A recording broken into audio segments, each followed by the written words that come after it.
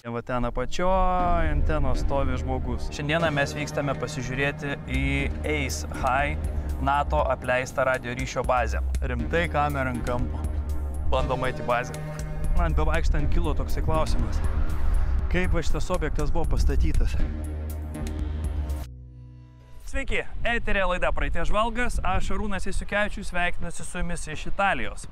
Aš esu teritorijoje, kuri kažkada buvo Paleronė elektrinė, Power Station, Power Plant parašyta.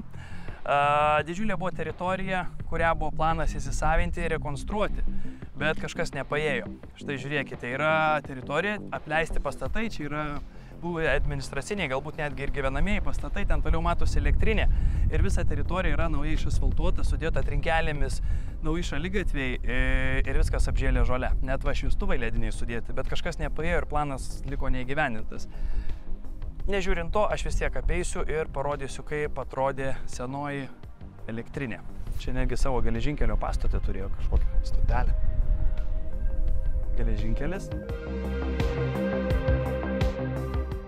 Ir didžiulė teritorija. O čia gyvenamieji namai. Turbūt gyvenamieji. Užeisiu pirmiausia, pasižiūrėsiu šituos. Čia tokie senoviniai, itališki, klasikiniai namai, 2 aukštų, su langinėmis, kurio pačia atsidaro, kad saulė nešviestų, bet vėdintųsi. Pastatas numeris 4.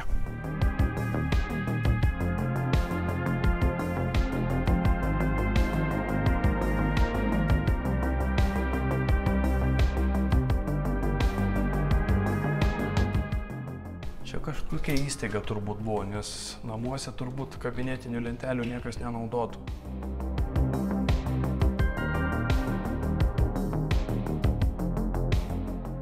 Čia laboratorija kažkokia.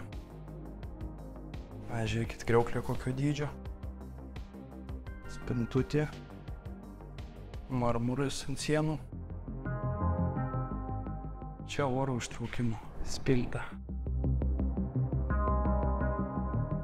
Mechanizmą, žiūrėkit, tom žaliuzėm nuleisti.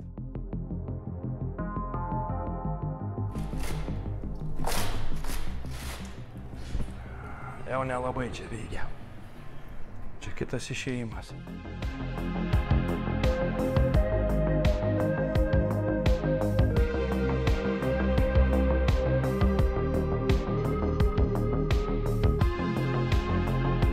Čia kažkoksai puodas.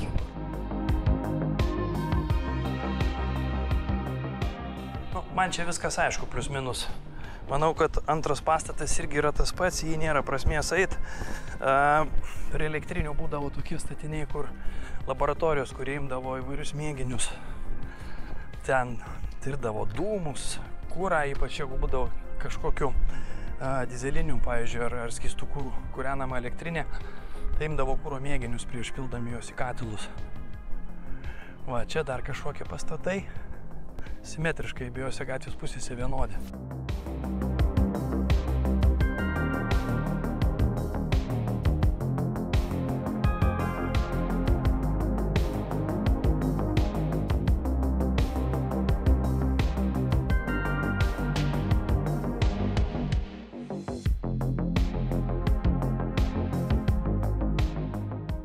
Čia kažkokia atminimo lenta su išbyrėjusiom raidėm.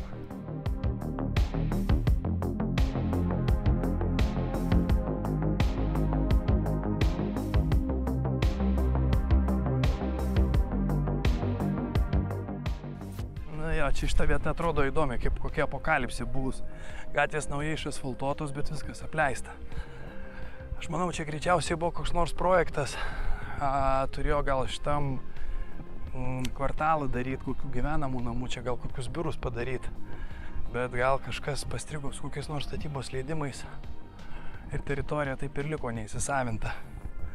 Čia netgi tarp 2 pastatų yra gatvė naujai išasfaltuota, bet matot, aš einu pačiu viduriu gatvės. O mašinų jokių nėra.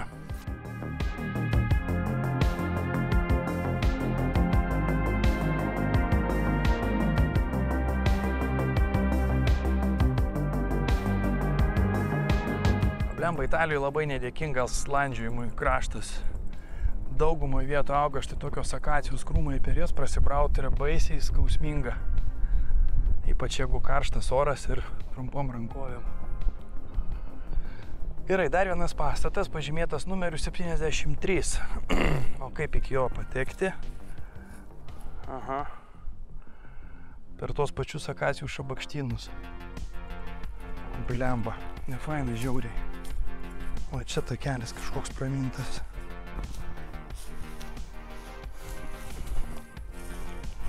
Va. Turun.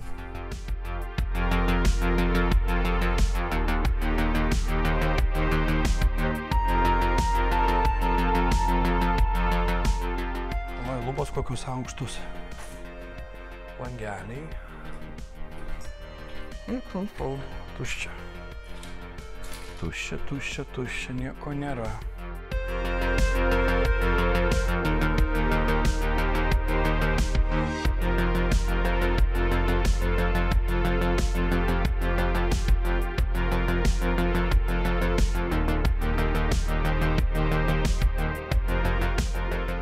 O, elektros skininė. Ai ne, čia gal telefonų stotis, kabeliai ploni.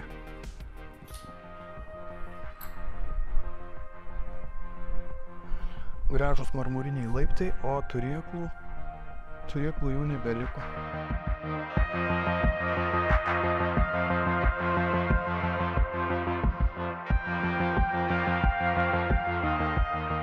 Gerai, toliau neįsiu, žinokit, tuščia, čia nėra prasmės eit, tai geriau pasižiūrėsiu į pagrindinį pastatą.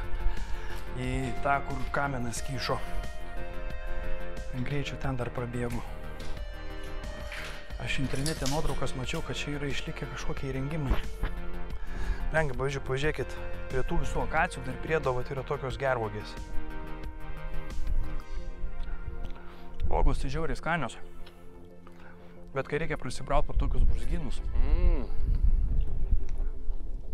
Žiūrėkit, kokios storio šakos ir kokie spygliai. Bet uogos už tai skanios. Va, man įdomiausias tai šitas pastatas. Su kaminu. Tik tai klausimus, kaip aš jį pateksiu. Bet kažkur turėtų būti ėjimas, jeigu net į šitą buvo pramintas takelis. Tai gal ir čia rasiu. Kur nors per kraštą. Lemba žiauriai karšta. Italijoje dabar šitoj platumoje, kur mes esame, mašinui termometras rodė 28. Saulė kepina, tai tokia nelietuviška.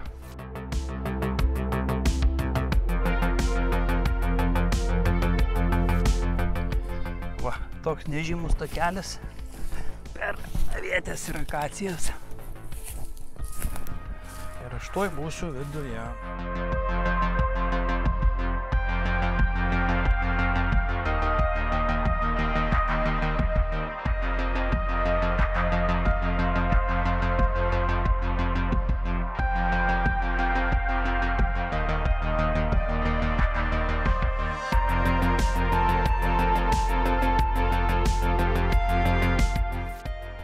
Va, įėjimas čia.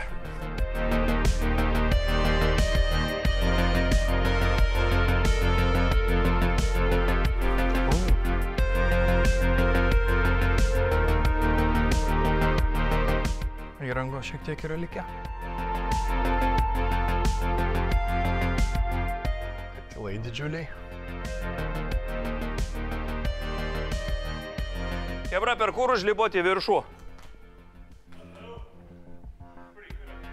Where is entrance? Okay. Chebra sakė, reikia toliau. Bus laiptai.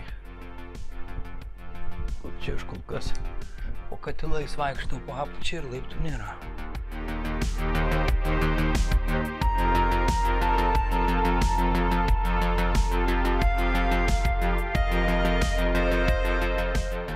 Ir čia ne laiptai.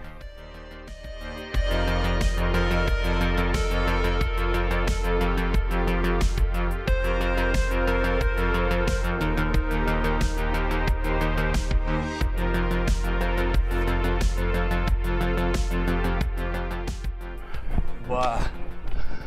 Pagaliau. Užlipau. Įrangos kažkiek yra likę. Ne, niekas čia nelikę, viskas išdaužyta. Grosso Milano.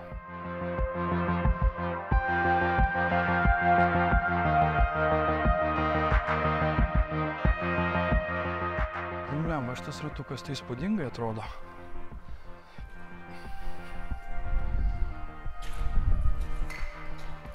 Per čia gal ir užlipsiu.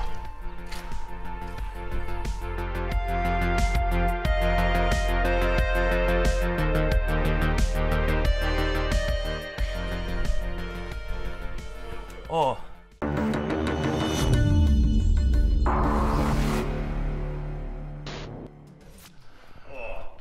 Rožinė elektrinė. Ką gero radot? Pristatykite. Oskarai. Radom aukštakrosnės. Aukštakrosnės lydimo krosnės.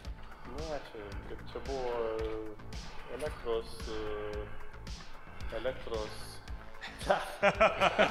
Aš nefilmavau, žinok, kaip viskas Ką tik šnekėjau. Make the steam, it's the boiler. Gerai. It's the boiler. It's a boiler, it's power station, yes, for the Quite city. small, 2 boilers, fed by coal. By coal. Yeah, there's the water container there. Aha. And then it would power steam turbine, copper mix building, which is demolished. You saw that big wheel in... Yes. Exactly, that was the... steam turbine. Okay. Fine, isn't it? Nice to Yes. see such a ruin. It's small and nice. Pink. No graffiti. Yes. Roof is a bit dangerous though, so Yes. tiles are just hanging on by Yes. breath. And this side as well, look, under our heads. Oh bloody hell, boys. Aha.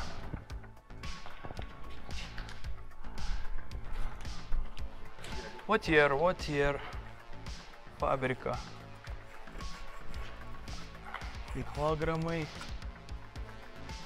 1986 metų.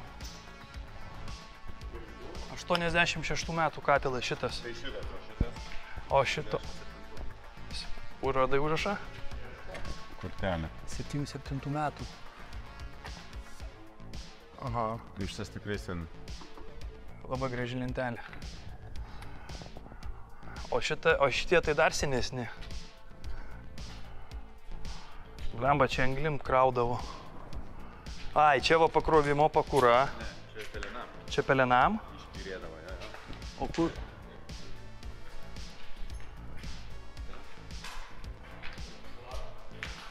Ai, o anglis. Turėtų, žinok, anglis tada būtų pakraunama iš viršaus. Nieko nėra. Nėra jokio elevatoriaus. Aha. Čia oro paėdavimas.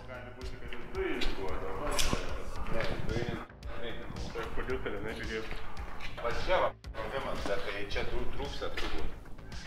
Čia žiūrėk, ar kažkokie įrengimai. Apšiltinta buvo. Ai, čia sakai, kažko trūksta.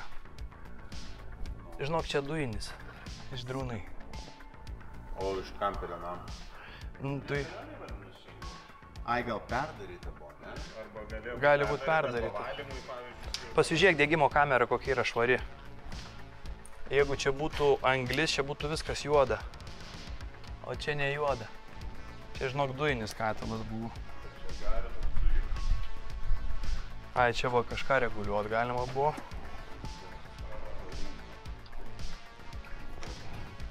Jo, jinai greičiausiai buvo perdaryta. Čia va kažką pasižiūrėti pro langelį buvo galima. Nu, viskas aišku. Gerai, nedidelis objektas, verta sustoti dėl tų 20 minučių apžiūros, bet ilgiau čia užtrukti tai ir nėra prasmės. Čia visas įdomumas yra tai, kad didžioji dalis katilų yra išlikę, neišardyta, viskas palikta taip, kaip buvo ir svarbiausia, nenuvandalinta, langai neišdaužyti, nepipaišyta grafičiais, todėl kad šitokia muškampė viskas yra. Stogas jau griūna, apleista tikrai labai senai, o viskas dar stovi kaip buvo.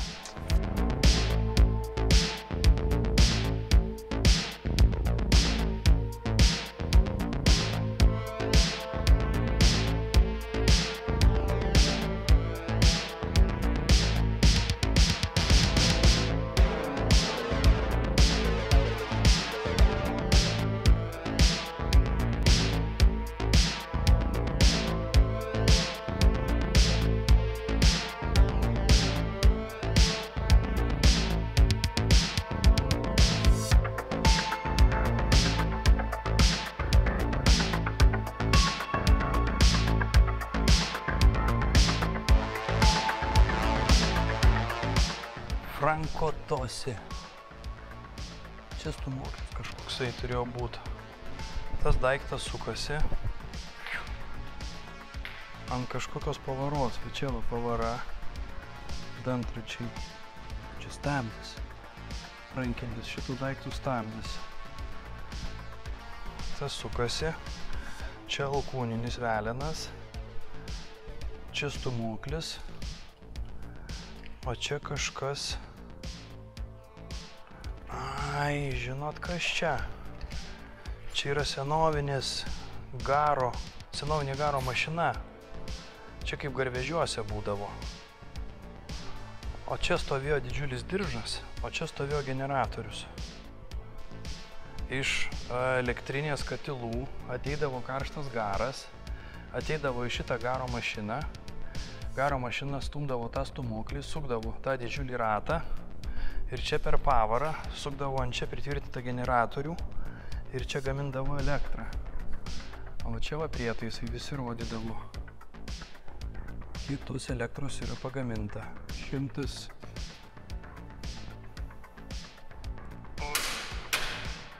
Va, 5000 voltų.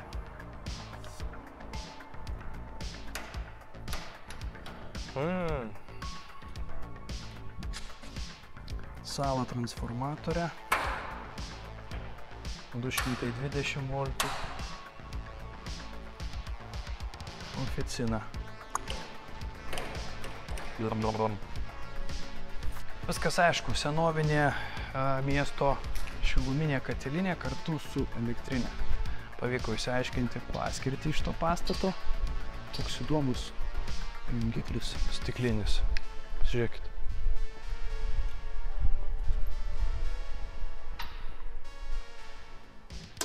Kaip kristalas.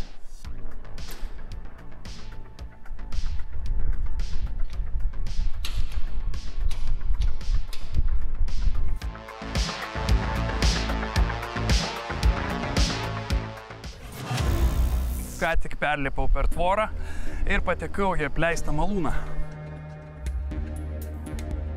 Oi, žiūrėk, čia dar kiek įrengimų.